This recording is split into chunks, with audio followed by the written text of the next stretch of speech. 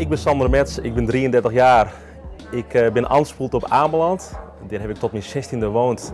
Toen ben ik naar de vaste wal toe gegaan om dit te gaan studeren. Ik ben muzikant en gitarist van de band van Geeftem. En ik werk alweer voor het 8e jaar in Leppehiem in Akkerum. Dat is een verzorgingshuis. Nou, ik werk dus in Leppehiem in Akkerum. Nou, en die praten ze toch overwegend Fries. Ja, dat is natuurlijk hartstikke mooi en natuurlijk ook heel logisch. Maar naast de Friese taal zijn er ook best wel heel veel streektalen hier.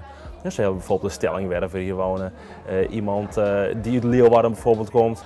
Maar de Friese taal en streektaal zorgt ervoor dat de bewoners zich veilig en vertrouwd hier voelen in Leppehiem. Ik kan gewoon in het Amelands praten en een bewoner die praat Fries of in een andere streektaal tegen mij.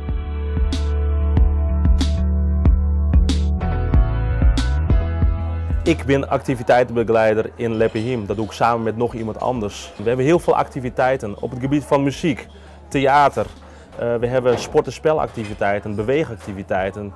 Wat het mooie is dat binnen Leppehiem heel veel doelgroepen binnen, heel veel verschillende doelgroepen.